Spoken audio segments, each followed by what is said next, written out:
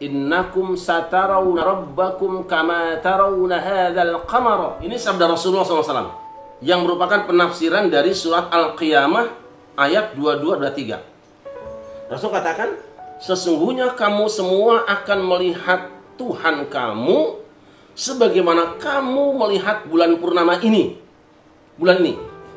Apakah ketika Rasul mengatakan seperti itu, Rasul menyerupakan Allah dengan bulan purnama? La nabiyya ba'di. Perumpamaan antara aku dengan nabi-nabi sebelumku itu ibarat seorang laki-laki yang membangun rumah, dibuat sempurna dan sangat indah, kecuali satu tempat batu bata.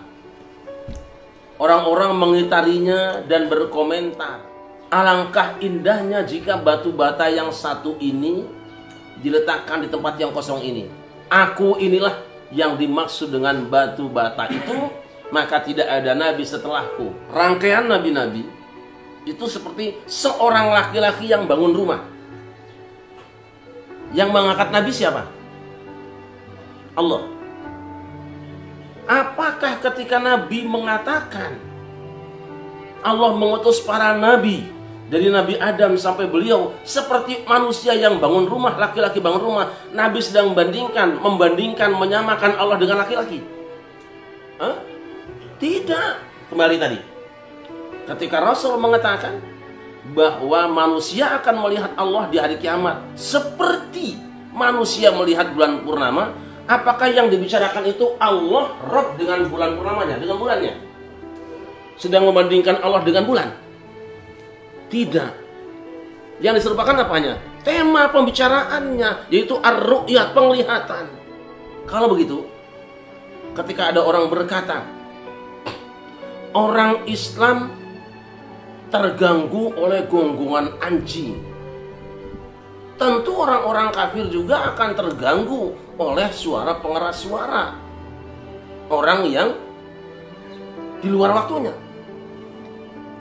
Karena bagi orang kafir yang non-muslim, yang suka piara anjing, mendengar suara anjing lebih senang daripada mendengar Quran, lebih senang daripada mendengar azan.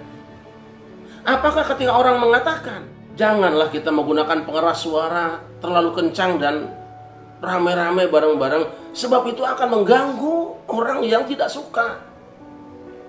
Kan kita juga sama. Kalau ada suara anjing ramai-ramai bunyi, kita terganggu. Apakah saat itu orang yang bicara seperti itu sedang menyerupakan azan dengan suara anjing?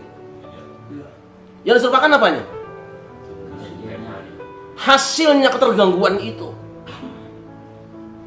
Tercapainya gangguan suara azan kepada orang yang tidak suka atau yang terganggu waktunya, atau orang non-muslim, itu akan dihasilkan seperti apa yang seorang muslim mendengarkan suara anjing.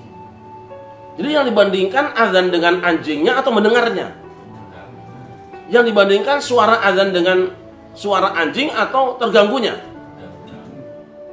Dan ini orang, kalau ada orang yang sudah benci, semua dicari-cari kesalahan. Ayo, mana ulama yang pandai, kita diskusi terbuka. Saya tidak bela siapapun juga, tapi kebenaran harus ditegakkan. Ini sangat berbahaya sekarang nih umat ini. Saya dengar ada mau demo lagi, dosa besar. Dan orang yang melakukannya insya Allah akan diazab oleh Allah di dunia ini dengan cara Allah. Coba bayangkan, misalnya orang tadi berkata tersebut itu karena ada realitas. Selama ini orang-orang non-muslim atau bahkan orang Islam sendiri yang ingin istirahat merasa terganggu oleh bisingnya pengeras suara yang tidak teratur. Tetapi belum pernah ada peraturan yang mengatakan barang siapa memelihara anjing, kemudian anjingnya mengganggu orang Islam, dia kena hukum. Ada belum? Belum ada. Ini sebetulnya yang dituju.